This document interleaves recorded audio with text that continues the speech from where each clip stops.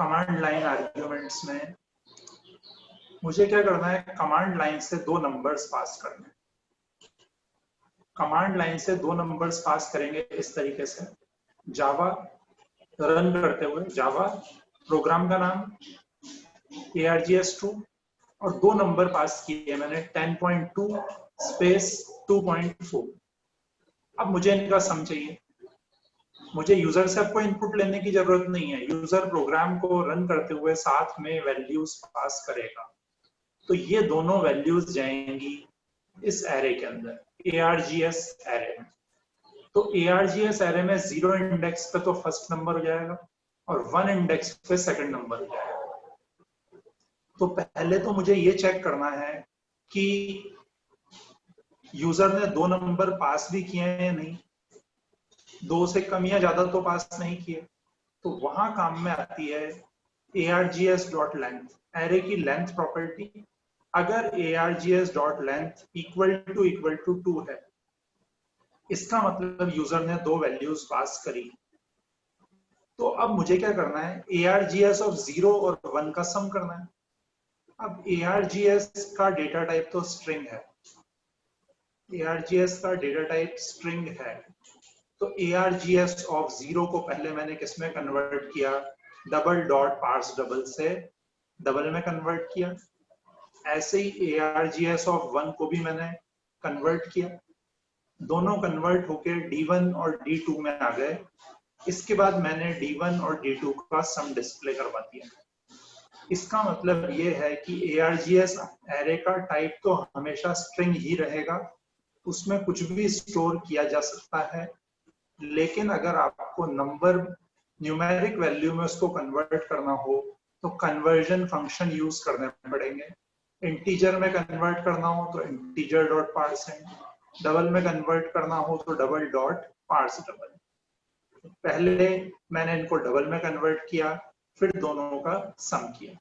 और अगर ऐसा नहीं है, एल्स पार्ट में कब आएगा, जब यूजर ने दो वैल्यूज पास नहीं की हैं, या तो दो से ज्यादा पास की हैं या दो से कम पास की हैं, तो मैसेज डिस्प्ले करेगा invalid number of arguments.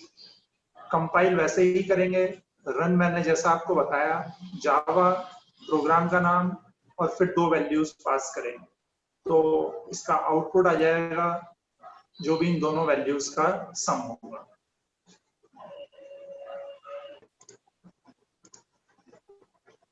Programme का नाम है args3। इस प्रोग्राम का नाम है args3।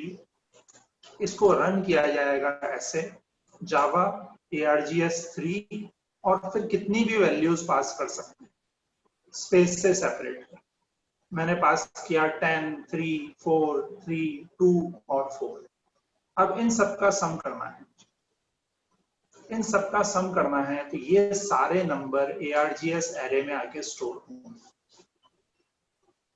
मैंने सम करने के लिए एक वेरिएबल लिया, long sum equal to 0। args में से एक एक वैल्यू निकाल के मैंने किसमें स्टोर करी, a में। ये फॉर ईच लूप का यूज किया, args एरे में पहली वैल्यू a में आएगी, तो a का टाइप तो स्ट्रिंग है, तो पहले मुझे उसको इंटीजर में कन्वर्ट करना पड़ेगा। तो ये मैंने इंटीजर में कन्वर्ट किया और उसको सम में ऐड किया। अगली बार लूप चलेगा, args एरे की सेकंड वैल्यू मतलब 3 a में आएगी, उसको मैंने सम में ऐड कर दिया। फिर अगली बार लूप चलेगा, 4 एरे की थर्ड वैल्यू 4, वो सम में ऐड हो जाएगी। ऐसे ही मैंने जितनी भी वैल्यूज पास करी हैं वो सारी की सारी एक एक करके a में आएंगी। a को इंटीजर में कन्वर्ट करके मैंने सम में ऐड कर दिया और लूप के एंड होने के बाद सम को डिस्प्ले करवा दिया। तो अब इसमें जितनी वैल्यूज पास की जाएंगी उन सबका सम होगा। कमांड लाइन आर्ग्यूमेंट जिस एरे में स्टोर होते हैं उसका नाम मैंने args रखा है। इसका नाम args रखना कंपलसरी नहीं है, इसका नाम आप कुछ और भी रख सकते हो जो आप चाहो। ये वेरिएबल का नाम है, args की जगह कुछ और भी दिया जा सकता है, तो जो आप दोगे वो सब जगह यूज करना होगा। अगर मैंने args की जगह यहाँ पे दे दूं abc, तो फिर मुझे यहाँ पे भी abc ही लिखना पड़ेगा। तो कमांड लाइन आर्ग्यूमेंट्स जिस एरे में जाके स्टोर होते हैं उस एरे का नाम कुछ भी दिया जा सकता है। जनरली उस एरे का नाम ARGS होता है, लेकिन ऐसा करना कंपलसरी नहीं है। फर्स्ट बिटवाइज ऑपरेटर है बिटवाइज और ऑपरेटर। ये बाइनरी ऑपरेटर है। इसका सिंबल ये होता है, ये दो बिट्स को कंपेयर करता है। अगर दोनों 1 होते हैं तो रिजल्ट 1 आता है, दोनों में से कोई एक 1 होता है तो भी 1 ही आता है। और का मतलब कोई भी एक कंडीशन ट्रू होनी चाहिए, ये आपको पता ही है। तो ट्रू का मतलब 1, फॉल्स का मतलब 0, ऐसा आपने सी में पढ़ा है। अब अपन इसको देखें, ये है 12, नंबर क्या है ये वाला, 12 का बाइनरी निकाल के लिख दिया है। बाइनरी निकालना सबको आता ही है, नहीं आता है तो भी कोई दिक्कत नहीं है। कैलकुलेटर होता है यहाँ पे कंप्यूटर में, उसमें आप बाइनरी डायरेक्टली निकाल सकते हो। ये मैंने 25 का बाइनरी निकाल के लिख दिया। अब इन दोनों को और करेंगे, 12 और 25 का और। तो फर्स्ट अपन देखें, स्टार्टिंग से देखते हैं अपन। ये 0 है ऊपर, नीचे भी 0 है, तो 0 और 0 का रिजल्ट 0। फिर उसका अगला बिट, ऊपर भी 0 नीचे भी 0। अब उसके बाद फोर्थ में देखें, ऊपर 0 है नीचे 1, तो आंसर आएगा 1। फिर उसके बाद फिफ्थ बिट, दोनों जगह 1 है तो भी 1। फिर 1 और 0 तो भी 1। फिर 0 और 0, तो अब 0 है ये, 0 और 0 मतलब 0। फिर लास्ट 0 और 1 मतलब 1। तो और में दोनों 0 होते हैं तो 0 आता है, बाकी सारे केसेस में 1 आता है। अब एंड में क्या होता है, दोनों 1 होते हैं तो 1 आता है, और बाकी सारे केसेस में 0 आता है। तो अगर अपन इसको देखें, तो सबसे पहले ऊपर वाला बिट 0, नीचे वाला भी 0, तो रिजल्ट 0 आया। शुरू के 3 तो 0 आ गए। अब फोर्थ में ऊपर 0 है नीचे 1 है तो 0 आएगा। फिफ्थ में ऊपर भी 1 नीचे भी 1 तो 1। सिक्स्थ में 1 और 0 तो 0। सेवेंथ में 0 और 0 तो 0। एट्थ में 0 और 1 तो 0। तो एंड में दोनों 1 तो 1, बाकी केसेस में 0। और में दोनों 0 तो 0, बाकी केसेस में 1। एक्सऑर में क्या होता है, जब ऊपर वाला नंबर और नीचे वाला नंबर सेम होता है, बिट 0 और 0 सेम है तो रिजल्ट 0 आएगा। तो शुरू के 3 में तो 0 आ गया। अब फोर्थ बिट में ऊपर 0 है नीचे 1 है तो 1 आएगा, डिफरेंट है तो 1 आएगा। फिर फिफ्थ में दोनों 1 है, दोनों 1 है तो भी 0 आएगा। मतलब अगर ऊपर वाला बिट और नीचे वाला बिट सेम है तो 0, और अलग अलग हैं तो 1। नेक्स्ट देखें अपन, ऊपर वाला 1, नीचे वाला बिट 0 तो 1। फिर नेक्स्ट ऊपर वाला बिट 0, नीचे वाला भी 0 तो 0। फिर लास्ट ऊपर वाला बिट 0, नीचे वाला 1 तो 1। तो जब दोनों ऑपरेंड के बिट्स सेम होते हैं तो रिजल्ट 0 आता है, डिफरेंट होते हैं तो 1 आता है। इनको अपन टेबल्स से समझें। एंड की टेबल, 0 और 0 का एंड 0, 1 और 0 का एंड 0, 0 और 1 का एंड 0, 1 और 1 का एंड 1। और में 0 और 0 का और 0, 1 और 0 का और 1, 0 और 1 का और 1, 1 और 1 का और 1। और लास्ट देखें एक्सऑर में, 0 और 0 सेम है तो रिजल्ट 0, 1 और 0 अलग अलग है तो रिजल्ट 1, 0 और 1 अलग अलग है तो 1, 1 और 1 अलग अलग है तो 0। पहला बिट ऊपर वाला बिट है, दूसरा बिट नीचे वाला बिट है, जो अपन कंपेयर कर रहे हैं। मैंने लिया int a equal to 20, b equal to 13। Result equal to A and B, A और बी का एंड, जो भी होगा वो रिजल्ट में है। फिर ऐसे रिजल्ट इक्वल टू ए और बी, ये और का सिंबल है। Result equal to A XOR B, ये रिजल्ट में असाइन हो जाएगा ए और बी का एक्सॉर का रिजल्ट। ये मैंने इनके नीचे बाइनरी निकाल के लिखे हैं, वही पिछली बार जैसे। शुरू में 3 में तो ऊपर और नीचे 0 0 है सारे, तो रिजल्ट 0 आएगा। नेक्स्ट वाले में ऊपर 1 है नीचे 0, तो 0 आ गया। सिर्फ एक जगह है ये वाला बिट जहां ऊपर भी 1 है नीचे भी 1 है, तो रिजल्ट 1 आएगा, बाकी सारे केसेस में 0। जबकि और की बात करें तो और में शुरू में तो 3 क्या है, 0 आ गए। उसके बाद अगले वाले में 1 आएगा, क्योंकि ऊपर वाला बिट 1 नीचे वाला 0।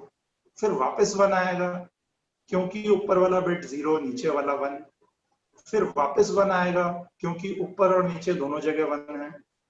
फिर 0 आएगा, क्योंकि ऊपर और नीचे दोनों जगह 0 है। फिर 1 आएगा, क्योंकि ऊपर 0 है और नीचे 1 है। और एक्सॉर में भी वैसा ही होगा। एक्सॉर में बस डिफरेंट क्या है कि जब ये बिट ऊपर 1 और नीचे 1 तो रिजल्ट 0 आएगा। लेफ्ट शिफ्ट ऑपरेटर भी एक बिटवाइज ऑपरेटर है। लेफ्ट शिफ्ट यूज करने पे नंबर डबल हो जाता है। अगर मैं 10 के साथ में लेफ्ट शिफ्ट यूज करूंगा तो 20 हो जाएगा, 20 के साथ में यूज करूंगा तो 40 हो जाएगा। तो हर लेफ्ट शिफ्ट में नंबर मल्टीप्लाई बाय 2 होता है। अब उसका अपन इस डायग्राम से समझें। नंबर है 14, 14 का बाइनरी आ रहा है 4 0 फिर 3 1 और 0। लेफ्ट शिफ्ट मतलब लेफ्ट की तरफ शिफ्ट करेगा। लेफ्ट की तरफ शिफ्ट करेगा मतलब इस डायरेक्शन में शिफ्ट करेगा। लेफ्ट की तरफ शिफ्ट करेगा मतलब इस डायरेक्शन में शिफ्टिंग होगी। तो अब इस डायरेक्शन में शिफ्टिंग होगी तो उस केस में अपन इसको देखें, इस डायरेक्शन में शिफ्टिंग हो रही है, इस डायरेक्शन में, इस तरफ, इस डायरेक्शन में शिफ्टिंग हो रही है।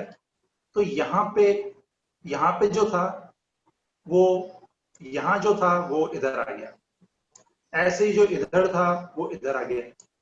तो ये सारे लेफ्ट की तरफ शिफ्ट होंगे एक एक करके, और ये जो बिट है यहाँ पे क्या आ जाएगा, 0। बाकी सारे एक एक इधर शिफ्ट होंगे, एक एक इधर शिफ्ट होंगे, क्योंकि मैंने लेफ्ट शिफ्ट बाय 1 यूज किया है। यहाँ अगर आप देखोगे तो मैंने क्या लिखा है, 14 लेफ्ट शिफ्ट बाय 1। एक बार शिफ्ट करेंगे तो ये एक एक इस डायरेक्शन में शिफ्ट होंगे, और इधर वाला जो बिट है यहाँ पे क्या आ जाएगा, 0। तो ये नंबर बनेगा 28 एक बार शिफ्ट करने पे। 14 को एक बार शिफ्ट करेंगे तो आउटपुट क्या आएगा, 28। दूसरा केस देखें, 14 को मैंने यहां 2 बार शिफ्ट किया। इस ऑपरेटर का यूज करके मैंने बताया 14 को 2 बार शिफ्ट करने के लिए। तो ये 2 इधर से ब्लैंक हो जाएंगे और ये सारे 2 इस डायरेक्शन में शिफ्ट होंगे, इस डायरेक्शन में 2 इस डायरेक्शन में शिफ्ट होंगे। यहाँ पे दोनों जीरोस आ जाएंगे। अब मैं इसका अगर डेसिमल निकालूंगा तो क्या आएगा, 56। 2 बार मैंने शिफ्ट किया, तो पहली बार शिफ्ट करेंगे तो 14 इंटू 2 28, अगली बार 28 इंटू 2 56। तो हर लेफ्ट शिफ्ट में नंबर 2 से मल्टीप्लाई होता है।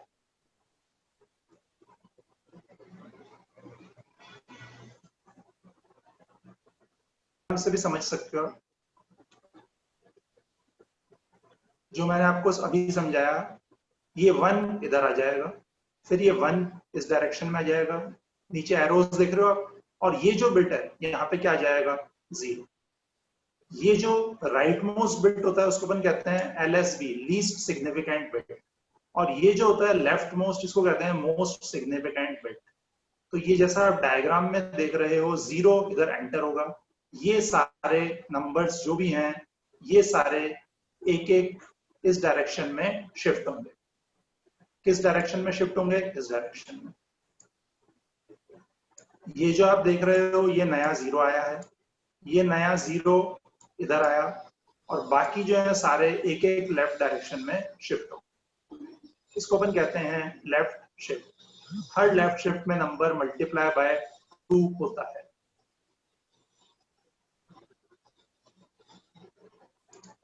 नेक्स्ट फिर आ जाए राइट शिफ्ट।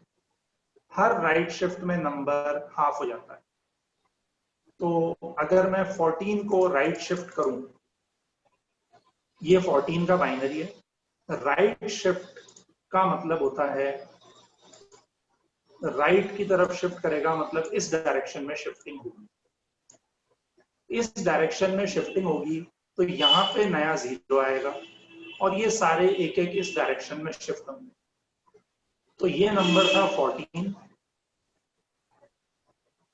ये सारे इस डायरेक्शन में शिफ्ट होंगे। ये राइट शिफ्ट का साइन है। ये सारे इस डायरेक्शन में शिफ्ट होंगे तो ये जो आप 0 देख रहे थे तो लॉस्ट हो जाएगा। ये सारे एक एक इधर शिफ्ट हुए तो जो यहां था वो लॉस्ट हो जाएगा और इधर नया 0 आ जाएगा। अगर मैं 14 को 2 बार शिफ्ट करूंगा तो यहाँ पे 2 नए 0 आएंगे और ये सारे दो दो बिट इस डायरेक्शन में शिफ्ट होंगे और यहाँ पे जो पहले से बिट्स थे वो लॉस्ट हो जाएंगे। तो 14 को एक बार शिफ्ट करने पे उसका हाफ मतलब 7। अगर मैं 2 बार शिफ्ट करूंगा तो 7 का हाफ 3.5 होता है। 3.5 तो स्टोर हो नहीं सकता इंटीजर में, तो इसका आंसर आएगा 3।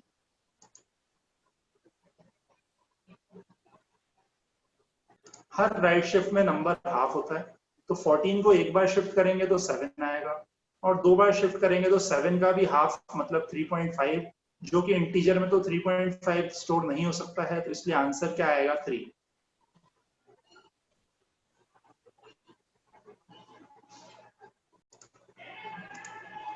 Answer equal to A left shift by 1।